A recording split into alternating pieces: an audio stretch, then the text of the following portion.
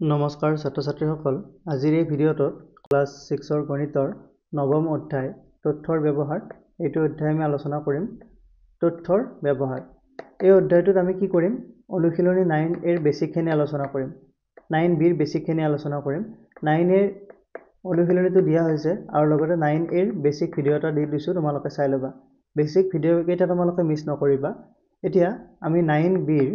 basic video' আলোচনা কৰিম অৰ্থাৎ 9b আমি অনুশীলনী কেইটা কৰাৰ আগতে ইয়াত কিতাপত কি দিয়া আছে সেইখিনি আমি আলোচনা কৰিম আৰু মই এখন স্কুলত ইন্টাৰ্নশিপৰ কাৰণে গৈছিলো আমাৰ ডিএলএডৰ তাতে মই কি গম পালো তোমাৰ ক্লাছ 6ৰ ষ্টুডেন্ট খিনিয়ে পাৰ্ট 2 খন পোৱা নাই অৰ্থাৎ দ্বিতীয় খণ্ড কিতাপখন পোৱা নাই সো তোমালোকক মই ইয়াত যেহেতু দেখুৱাই আছো কিতাপখনে কিতাপৰ পৰা ডাইৰেক্টলি তোমালোকক বুজাই দি আছো সো তোমালোকে কি কৰিব পাৰিবা ইয়াৰ পৰা চাই ল'ব পাৰিবা আৰু যদি তোমালোকক চেপ্টাৰ ওয়াইজ পিডিএফ লাগে তেতিয়ালে মোক কমেন্ট কৰি জনাব পাৰা কমেন্ট কৰি নতুবা হোৱাটসএপত তোমালোকে মেসেজ দিব পাৰা এতিয়া চোৱা 9b ৰ বেসিকখিনি কি দিয়া আছে দ্বন্দ্বলেখ এতিয়া দ্বন্দ্ব বুলি ক'লে তোমালোকে বুজি পাইছা এনেকুৱা এইবিলাক এডাল দ্বন্দ্ব বুজি পাইছা সো দ্বন্দ্বলেখ হলে আমি যিবিলাক লেখত আমি কি কৰিম দ্বন্দ্বৰ সহায়ত আমি প্ৰকাশ কৰিম এনেকুৱাকে দ্বন্দ্ব থাকিব হেতু হ'ব তোমাৰ দ্বন্দ্বলেখ এতিয়া ইয়াৰ আগতে আমি কি আলোচনা কৰিলো তোমাৰ বাৰংবাৰতা জানিলো আমি বাৰংবাৰতা কেনেকুৱাকৈ হিসাব কৰা হয় আজ টানি পিনে তাৰ পিছত তোমাৰ সচিত্ৰ লেখ অৰ্থাৎ পিক্টোগ্ৰাফ আমি আলোচনা কৰিলো পিক্টোগ্ৰাফটোত কেনেকুৱা আছিল তোমাৰ যিকোনো এটা চিত্ৰ লৈ পিনে আমি তাৰ দ্বাৰা আমি কিবা বুজাব লাগে বুজি পাইছা ধৰা কিতাপৰ কথা দিয়া আছে কিতাপৰ হিসাব কৰিবলৈ আমি এনেকুৱাকে কিতাপৰ চিত্ৰ এটা আঁকি ল'ব পাৰো ঠিক তেনেকে তোমালোকে মানুহ বুজাবলৈ এনেকুৱা ধৰণৰ আৰু তোমালোকে যিকোনো ধৰণৰ চিত্ৰ আঁকি পিনে বস্তুবিলাক তথ্যবিলাক উপস্থাপন কৰিব পাৰা এতিয়া দ্বন্দ্বলেখত চোৱা দ্বন্দ্বলেখত তোমাৰ তথ্যবিলাকে আমি উপস্থাপন কৰিম কিন্তু তোমাৰ চিত্ৰলেখৰ দ্বাৰা নহয় এতিয়া চোৱা ইয়াত কি দিয়া আছে চিত্ৰলেখেৰে তথ্য উপস্থাপন কৰাটো কেৱল সময় খৰচীয় নহয় বৰঞ্চ জটিলো অৰ্থাৎ আমি যদি কিবা এটা বস্তু আমি চিত্ৰৰ সহায়ত দেখুৱাব লাগে ধৰা তোমাৰ 10খন কিতাপ আছে হেতু যদি আমি চিত্ৰৰ সহায়ত দেখুৱাব লাগে ইয়াতে মই 10খন কি কৰিব লাগিব কিতাপ আঁকিব লাগিব এতিয়া 10খন কিতাপ আঁকি থকাটো সকলোৰে বাবে সম্ভৱ নহয় সেই কাৰণে কি হয় তোমাৰ দ্বন্দ্বলেখটো ইয়াৰ ক্ষেত্ৰত বেছি ভাল হয় বুজি পাইছা এতিয়া চোৱা ইয়াত কি দিছে সেইভাবে তথ্যক দৃশ্যমান হোৱাকৈ উপস্থাপন কৰিবলৈ দ্বন্দ্বলেখ ব্যৱহাৰ কৰা হয় এতিয়া দ্বন্দ্বলেখ কি ইয়াত আমি চিত্ৰ চাই পিনে বুজি লম ইয়াত এটো চিত্ৰ চোৱা তোমালোকে এই চিত্ৰটো তোমাৰ এটো এটা দ্বন্দ্বলেখৰ উদাহৰণ এই দ্বন্দ্বলেখৰ এটা বস্তু আছে তোমালোকে চোৱা ইয়াতে তোমাৰ আছে এটা অক্ষ আছে অৰ্থাৎ এটো তোমাৰ অনুভূমিক মানে তোমাৰ তুমি যেনেকৈ আঁকিছা মাটিৰ সমান্তৰাল ভাবে বুলি আমি ক'ব পাৰো এটো তোমাৰ তলফালে আছে অনুভূমিক তাৰপিছত এটো তোমাৰ উলম্বভাৱে আছে অৰ্থাৎ তোমাৰ ইয়াতে 90 ডিগ্ৰী হৈ থাকিব বুজি পাইছা তো দ্বন্দ্বলেখত তোমালোকে এনেকুৱাকে অনুভূমিক ৰেখা আৰু এডাল উলম্ব ৰেখা আঁকিব লাগিব আৰু ইহত দুটাই এটা বিন্দুত কাটিব হেতু বিন্দু তোমালোকে ও বুলি নাম দিব পাৰা ইয়াত তোমাৰ নামটো দিয়া নাই বাৰু ইয়াত নৰমালি তোমালোকে যেতিয়া ক্লাস 9 10 পাবা তেতিয়ালে তোমালোকে ইয়াতে তোমাৰ x y এবিলাক দি লব পাৰিবা বুজি পাইছা এতিয়া মন কৰিবা ইয়াত তোমাৰ দ্বন্দ্বলেখৰ ইয়াত তোমাৰ এটা শ্ৰেণী বুজাইছে ইয়াত ষষ্ঠ সপ্তম অষ্টম নৱম দশম ইয়াত এইখিনি তোমাৰ শ্ৰেণী বুজাই আছে আৰু এইফালে তোমাৰ ছাত্ৰ ছাত্ৰীৰ সংখ্যা বুজাই আছে এতিয়া চোৱা এইখিনি বস্তু তোমালোকৰ কোৱেশ্যনটোৰ হিচাপত বেলেগ হ'ব পাৰে এতিয়া এইটো কোৱেশ্যনত তোমাৰ শ্ৰেণী আৰু ছাত্ৰ ছাত্ৰীৰ সংখ্যা আছে সেই কাৰণে এইটো এনেকুৱাকৈ দিয়া হৈছে বুজি পাইছা এতিয়া ষষ্ঠ শ্ৰেণীত কিমান ছাত্ৰ ছাত্ৰী আছে তোমালোকে ইয়াৰ পৰা চাই ক'ব পাৰিবা ইয়াত 40 আছে ঠিক তেনেকৈ 7ত তোমাৰ 35 আছে 8ত তোমাৰ 50 আছে 9ত তোমাৰ 40 আছে সো এইটো তোমাৰ এনেকুৱা ধৰণৰ লেখ বিলাকক কি বুলি ক'ব দ্বন্দ্বলেখ বুলি ক'ব য'ত তোমাৰ দ্বন্দ্বৰ সহায়ত তথ্যবিলাক উপস্থাপন কৰিছে বুজি পাইছা আৰু ইয়াত ধুনিয়াকৈ তোমালোকে এটা বস্তু লিখি দিব লাগিব যে তোমালোকে এই যেটো তোমাৰ ছাত্ৰ ছাত্ৰীৰ সংখ্যা লৈছা ইয়াত কিমান লৈছা ইয়াত দেখিছা এক একক দৈৰ্ঘ্য অৰ্থাৎ এইখিনি পৰা এইখিনিলৈকে কিমান আছে 5 গৰাকী ছাত্ৰ ছাত্ৰী আছে বুলি ধৰি লৈছে সো তেনেকুৱাকৈ তোমালোকে কোৱেশ্যন বিলাক কৰিলে ধৰি ল'ব লাগিব এতিয়া মন কৰা এই চিত্ৰটো তোমালোকে মন কৰিবলগীয়া কথাটো হৈছে ইয়াত যিবিলাক আমি দ্বন্দ্ববিলাক আঁকিছো এইখিনি আৰু এই দ্বন্দ্বটোৰ মাজত দূৰত্বটো তোমাৰ সেম আছে অৰ্থাৎ তোমালোকে অলপ মাজত খালি ঠাই এৰিব লাগিব তাৰ পিছত তোমাৰ দ্বন্দ্ব আঁকিব লাগিব তাৰ পিছত আকৌ অলপ খালি ঠাই তাৰ পিছত আকৌ দ্বন্দ্ব আঁকিব লাগিব অলপ খালি ঠাই আকৌ দ্বন্দ্ব বুজি পাইছা তেনেকুৱাকৈ এটা খালি ঠাই এৰিব লাগিব আৰু খালি ঠাই আৰু দ্বন্দ্ব যেটো তোমাৰ প্ৰস্থ আছে ইয়াত দৈৰ্ঘ্যটো বাৰু ইয়াত দ্বন্দ্ববিলাকৰ দৈৰ্ঘ্য বেলেগ হ'ব কিন্তু প্ৰস্থবিলাক ইয়াত সেম আছে অৰ্থাৎ এইখিনি গোটেইখিনি তোমাৰ দূৰত্ববিলাক কি হয় সমান হয় এটো তোমালোকে মনত ৰাখিবা সকলোৱে এতিয়া আমি এইখিনি অলপ পঢ়ি দিও কি দিয়া আছে চোৱা পইণ্ট কেইটা দ্বন্দ্বলেখ বা দ্বন্দ্বচিত্ৰৰে তথ্যখিনি উপস্থাপন কৰাৰ ক্ষেত্ৰত তলৰ স্তৰসমূহ ব্যৱহাৰ কৰা হয় স্তৰসমূহ কি চোৱা দুডাল লম্ব ৰেখা অঙ্কন কৰা হয় এডাল উলম্বভাৱে আৰু আনডাল অনুভূমিকভাৱে অৰ্থাৎ দুডাল ৰেখা অংকন কৰিছে মই তোমালোকক বুজাই দিলোঁ এইডাল তোমাৰ কি হৈছে অনুভূমিকভাৱে আৰু এডাল উলম্বভাৱে বুজি পালা তাৰপিছত কি কৈছে চোৱা অনুভূমিক ৰেখাৰ দিশত এটা প্ৰদত্ত তথ্য আৰু সেই তথ্যৰ বিপৰীতে থকা তথ্যসমূহক উলম্ব ৰেখাৰ দিশত দণ্ডৰ সহায়ত প্ৰকাশ কৰা হয় অৰ্থাৎ অনুভূমিক ৰেখাৰ দিশত এটা প্ৰদত্ত তথ্য বুজি পাইছা এতিয়া এডাল তোমাৰ অনুভূমিক ৰেখা ইয়াত তোমাৰ তথ্যবিলাক কি কৰিছে প্ৰকাশ কৰিছে কিহৰ সহায়ত তোমাৰ দণ্ডৰ সহায়ত বুজি পাইছা প্ৰদত্ত তথ্য আৰু সেই তথ্যৰ বিপৰীতে থকা তথ্যসমূহক উলম্ব ৰেখাৰ দিশত দণ্ডৰ সহায়ত প্ৰকাশ কৰা হয় অৰ্থাৎ তোমাৰ অনুভূমিক দিশত তোমাৰ শ্ৰেণী আছিল আৰু ইয়াত তোমাৰ শ্ৰেণীবিলাক ষষ্ঠ সপ্তম অষ্টম নৱম দশম এইখিনি তোমাৰ দিয়া আছে দিয়া থাকিলে তোমাৰ এইফালে উলম্বৰ ফালে কি আছে তোমাৰ ছাত্ৰ ছাত্ৰীৰ সংখ্যা আছে এতিয়া এই দণ্ডৰ সহায়ত তোমাৰ ছাত্ৰ ছাত্ৰীৰ সংখ্যাটো ইয়াত বুজাই থকা হৈছে সেইটো কথাই কৈছে তাৰ পিছত চোৱা সমান অন্তৰালত সমান ভূমিৰ ওপৰত দণ্ডবোৰ অংকন কৰা হয় অৰ্থাৎ তোমালোকক মই এইখিনি অথনিৰ পৰা কৈছিলোঁ যে তোমাৰ এইখিনি তোমাৰ মাজৰ ডিসটেন্সটো তোমাৰ কিমান থাকিব সমান সমান থাকিব অৰ্থাৎ এইকিটা প্ৰস্থ তোমাৰ সেম ৰাখিব লাগিব অৰ্থাৎ তোমালোকে যেতিয়া স্কেলেৰে আঁকিবা এনেকুৱাকৈ যেতিয়া স্কেল ল'বা তেতিয়া ধৰা তোমালোকে কি কৰিবা মই ইয়াত তলত এডাল আঁচ আঁকি পিনে দেখুৱাই দিছোঁ এইটো ধৰা তোমাৰ এইডাল ইয়াতে তোমালোকে কি কৰিব লাগে দণ্ডলে আঁকিবা তোমালোকে ধৰা ইয়াতে দণ্ডলে আঁকিলে তোমালোকে কি কৰিব লাগিব চোৱা ইয়াতে তোমালোকে যিটো তোমাৰ মই অনুভূমিক ৰেখাডাল দেখুৱাই আছোঁ ইয়াত ধৰা তোমাৰ 6 ৰ পৰা লৈছা এইটো 6 ৰ পৰা লৈছা আৰু এইফালে তোমাৰ 4 অৰ্থাৎ এইখিনি মই 0 লৈকে আনিলো এতিয়া চোৱা ইয়াত মই তোমাৰ 2 একক লৈছো নহয় জানো 0 পৰা 2 লৈকে তাৰ পিছত তোমাৰ 4 তাৰ পিছত তোমাৰ 6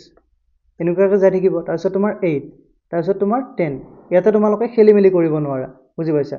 ইয়াত চোৱা তোমালোকে ইয়াত তোমাৰ সমান সমান দূৰত্ব লৈছো ঠিক তেনেকৈ তোমালোকে এতিয়া ইয়াৰ পৰা যদি তোমাৰ এনেকুৱাকৈ ৰেখাডাল থাকে তেতিয়াহলে তোমালোকে ইয়াৰ পৰা ইয়াত আঁকিব লাগিব তাৰ পিছত তোমাৰ এইটো বাদ দিব লাগিব তাৰ পিছত ইয়াত আঁকিবা আকৌ এইটো বাদ দি পিনে আকৌ নেক্সট ইয়াত আঁকিবা তেনেকুৱাকৈ আমি কি কৰিব লাগিব আঁকিব লাগিব এতিয়া চোৱা ইয়াত কি দিয়া আছে জানি লও আহা আৰু এইখিনি তোমালোকৰ ইম্পৰ্টেন্ট এইখিনি মই চিন দি দিছো বাৰু তোমালোকে এইখিনি ভালদৰে চাবা এইখিনি যদি তোমালোকে বুজি পোৱা নাই ভিডিওটো তোমাল আৰু এবাৰ প্ৰথমৰ পৰা চাব পাৰা আৰু নতুবা তোমালোকে এইখিনি পঢ়ি চালেও কোনো কথা নাই বুজি পাবা তোমালোকে এতিয়া চোৱা জানি লও আহা ইয়াত কি দিছে সমান প্ৰস্থৰ দণ্ড সমান ব্যৱধানত অনুভূমিকভাৱে বা উলম্বভাৱে আঁকিব পাৰি আৰু প্ৰতিটো দণ্ডৰ দৈৰ্ঘ্যই প্ৰদত্ত সংখ্যাটোৰ মান বুজাব অৰ্থাৎ তোমালোকে যি বিচাৰি আছা বা যিবিলাক ডাটা তোমালোকে লবা এটা কি কৈছে চোৱা প্ৰতিটো দণ্ডৰ দৈৰ্ঘ্যই প্ৰদত্ত সংখ্যাটোৰ মান বুজাব এতিয়া আমি অনুভূমিকত তোমাৰ এটো শ্ৰেণীটো ৰাখিছিলো এতিয়া তোমাৰ অষ্টম শ্ৰেণীৰ দণ্ডটোৱে কি বুজাব ছাত্ৰ ছাত্ৰীৰ সংখ্যা বুজাব অষ্টম শ্ৰেণীৰ এটো কৈছে যে দণ্ডৰ দৈৰ্ঘ্য কি বুজাব তোমাৰ প্ৰদত্ত সংখ্যাটোৰ মান বুজাব অৰ্থাৎ তোমাৰ অষ্টম শ্ৰেণীৰ ছাত্ৰ ছাত্ৰী হলে এটো 50 হৈ যাব অৰ্থাৎ আমাৰ দণ্ডটো কলৈ আহিছে তোমাৰ 50 লৈকে আহিছে বুজি পাইছা ঠিক তেনেকৈ তোমাৰ সমান প্ৰস্থৰ দণ্ড সমান ব্যৱধানত অনুভূমিকভাৱে বা উলম্বভাৱে আঁকিব পাৰি আৰু প্ৰতিটো দণ্ডই অৰ্থাৎ তোমাৰ ইয়াত তোমাৰ সমান প্ৰস্থ বুলি কৈছে অৰ্থাৎ এইখিনি তোমালোকে ডিসটেন্সটো তোমালোকে সেম ৰাখিব লাগিব সো তাৰ পিছত তোমাৰ উদাহৰণটো দিছে চোৱা আৰু কি কৈছে চোৱা এনেদৰে তথ্য উপস্থাপন কৰিব পৰা পদ্ধতিটোক কি বুলি কয় দণ্ডচিত্ৰ বা দণ্ডলেখ বোলা হয় এইটো পদ্ধতিক তোমাৰ দণ্ডচিত্ৰ বা দণ্ডলেখ বুলি ক'ব আৰু ইংৰাজীত কি বুলি ক'ব ইয়াকে তোমাৰ বাৰ গ্ৰাফ বুলি ক'ব ইয়াত তোমাৰ ওপৰত দিয়া থাকিব ইয়াতে দিয়া আছে ইয়াক তোমাৰ বাৰ গ্ৰাফ বা বাৰ ডায়াগ্ৰাম বুলি কোৱা হয় ইংৰাজীত সো তোমালোকে ইংৰাজীটো তোমালোকে ইয়াৰে মনত ৰাখি থবা এতিয়া চোৱা উদাহৰণ এটা দিয়া আছে উদাহৰণটো আছে কোনো এখন বিদ্যালয়ৰ ষষ্ঠ সপ্তম অষ্টম নৱম আৰু দশম শ্ৰেণীৰ মুঠ ছাত্ৰ ছাত্ৰীসকলৰ তথ্য তলত দিয়া ধৰণৰ এইখিনি তোমাৰ শ্ৰেণী আৰু ইফালে ছাত্ৰ ছাত্ৰীৰ সংখ্যা এইটো তোমাৰ দণ্ড চিত্ৰৰ সহায়ত কেনেকৈ প্ৰকাশ কৰিছে চোৱা এইখিনি মই আগতে বুজাই দিলো আৰু ইয়াত বুজাব নালাগে এতিয়া এইখিনি চাই পিনে তোমালোকে কিছুমান কোৱেশ্চন এনসাৰ দিব পাৰিবা ধৰা ইয়াত কোৱেশ্চন কিছুমান দিয়া আছে চোৱা আটাইতকৈ কম ছাত্ৰ ছাত্ৰী কোন শ্ৰেণীত আছে এতিয়া তোমালোকে চোৱা এইটো চাই পিনে দেখিছা তোমাৰ আটাইতকৈ কম কোড আছে তোমাৰ ক্লাস 7 ৰ আছে সো এইটো তোমাৰ কি হ'ব ইয়াৰ এনসাৰটো হ'ব তোমাৰ 7 সপ্তম শ্ৰেণী বুজি পাইছা সপ্তম শ্ৰেণী বুলি লিখি দিব পাৰিবা ঠিক তেনেকৈ তোমাৰ কোৱেশ্চন নম্বৰ 2 টো চোৱা 40 বা তাতকৈ বেছি ছাত্ৰ ছাত্ৰী কোন শ্ৰেণীত আছে 40 তকৈ বেছি ছাত্ৰ ছাত্ৰী অৰ্থাৎ 40 টো আমি চাব লাগিব 40 বা তাতকৈ বেছি অৰ্থাৎ তোমাৰ ষষ্ঠ নৱম তাৰ পিছত দশম অষ্টম গোটেইখিনিতে আছে কেৱল 7ত নাই সো তোমালোকে 7ৰ বাহিৰে বাকিখিনি লিখিব পাৰিবা এটো কি হ'ব তোমালোকে কেনেকৈ লিখিব লাগিব 6 তাৰ পিছত তোমাৰ 7ত নাই 8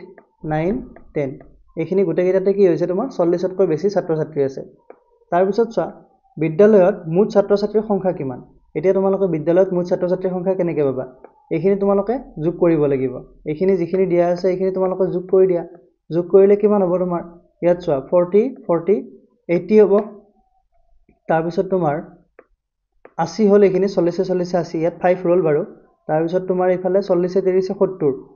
5 ৰৈ গল তো 8 ঘাটে কিমান হ'ব 15 150 150 লগত 50 যোগ কৰিলে কিমান হ'ব 200 আৰু ইফালে পাছে পাছে 10 সো 210 বুজি পাইছা সো এটো কি হ'ব বিদ্যালয়ত মুঠ ছাত্ৰ ছাত্ৰীৰ সংখ্যা হ'ব তোমাৰ 210 এইখিনি মই তোমাৰ এক্সট্ৰা কৰি লিখি পিনে কৰি দিয়া নাই কাৰণ এইখিনি উদাহৰণৰ কোৱেশ্চন আছে ইয়াৰ যেতিয়া মই অনুশীলনী কৰিম তেতিয়া হলে অনুশীলনী কোৱেশ্চন কেইটা ভালদৰে লিখি দিম বাৰু এতিয়া চোৱা কোৱেশ্চন নম্বৰ 4 টো কি দিয়া আছে অৰ্থাৎ তোমালোকক মই এটো কৰি পিনে এটো বুজাই আছো যে তোমালোকে এটো কেনেকৈ চাব লাগে বাৰ গ্ৰাফটো নেক্সট তোমাৰ অনুশীলনীত বাৰু ভালদৰে বুজাই দিম বাকি যিখিনি আছে তোমাৰ কোৱেশ্চনখিনি কৰি দিম তোমালোকে মই কৰি দিয়াৰ আগতে তোমালোকে নিজে ট্ৰাই কৰি চাবা এতিয়া কোৱেশ্চন নম্বৰ 4 টো চোৱা সপ্তম আৰু দশম শ্ৰেণীৰ মুঠ ছাত্ৰ ছাত্ৰীৰ সংখ্যা কিমান এতিয়া 7 আৰু 10ৰ ছাত্ৰ ছাত্ৰীৰ সংখ্যা খুদিছে 7ত আছে তোমাৰ 35 10ত আছে তোমাৰ 45 সো 35 আৰু 45 যোগ কৰিলে কিমান হ'ব তোমাৰ 80 হ'ব so 35 plus 45 is equal to 80 অৰ্থাৎ 7 আৰু 10 লগ লাগি পিনে কিমান ছাত্ৰ ছাত্ৰী আছে তোমাৰ 80 গৰাকী সো এইখিনি মই অলপ হাইলাইট কৰি দিছো তোমালোকে এইখিনিৰ পৰা এনসাৰটো বুজি পাবা এইখিনি তোমাৰ 6 ৰ পৰা 10 লৈকে মাজত 7 টো নাই আৰু মুঠ ছাত্ৰ ছাত্ৰী তোমাৰ 210 আৰু তোমাৰ 80 এতিয়া আৰু এটা উদাহৰণ দিছে চোৱা উদাহৰণটো হৈছে তোমাৰ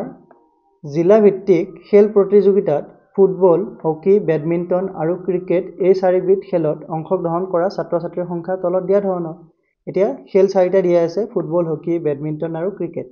ছাত্ৰ ছাত্ৰীৰ সংখ্যা দিয়া আছে এইখিনি বুজি পাইছা এতিয়া ইয়াৰ পৰা তোমাৰ দ্বন্দ্বচিত্ৰ প্ৰস্তুত কৰিছে দ্বন্দ্বচিত্ৰটো চোৱা তোমালোকে ইয়াতে তোমাৰ অনুভূমিক ৰেখা আৰু এডাল তোমাৰ উলম্ব ৰেখা বুজি পাইছা এতিয়া ইয়াত ছাত্ৰ ছাত্ৰীৰ সংখ্যা আছে আৰু ইয়াত খেলৰ নাম আছে এতিয়া কি কৰিছে মাজত সমান সমান গ্যাপছ ৰাখিছে তোমালোকে দেখিব পাৰিছা মই ইয়াত অলপ মাজত তোমাৰ এইখিনি দেখা পোৱাকে ভালদৰে এটো এনেকৈ দি দিছো যাতে তোমালোকে ভালদৰে চিনি পোৱা এইখিনি সো মাজত সমান সমান ডিসটেন্সটো ৰাখিছে আশা কৰো তোমালোকে এইখিনি সকলোৱে বুজি পালা আৰু ইয়াত কি কৰিছে এইখিনি তোমালোকে লিখিব লাগিব স্কেলটো তোমালোকে কি ইউজ কৰিছে হেতু লিখিব লাগিব ইয়াত এক একক দৈৰ্ঘ্যত কিমান ইউজ কৰিছে তোমাৰ 40 গৰাকী ছাত্ৰ ছাত্ৰী বুলি ধৰি লৈছে বুজি পাইছা এতিয়া ইয়াৰ পৰা তোমাৰ দ্বন্দ্বচিত্ৰ বনাইছে তোমাৰ ইয়াত ক্ৰিকেটত তোমাৰ 480 লৈকে আছে ফুটবলত 320 হকি 240 বেডমিন্টনত তোমাৰ 160 এতিয়া ইয়াৰ পৰা তোমাৰ কেইটামান কোৱেশ্চন আছে হেগেটা আনসাৰ কৰিব দিছে এতিয়া 1 নম্বৰত আছে আটাইতকৈ কম সংখ্যক ছাত্ৰ ছাত্ৰীয়ে খেলা খেলবিধৰ নাম কি সো আটাইতকৈ কম সংখ্যক ছাত্ৰ ছাত্ৰীয়ে খেলা খেলবিধ হ'ব তোমাৰ এইটো তোমাৰ দেখিছা তোমাৰ বাৰ গ্ৰাফডাল আটাইতকৈ তলত আছে সো এইটো হ'ব তোমাৰ বেডমিন্টন এইটো তোমালোকে কি লিখিব লাগিব বেডমিন্টন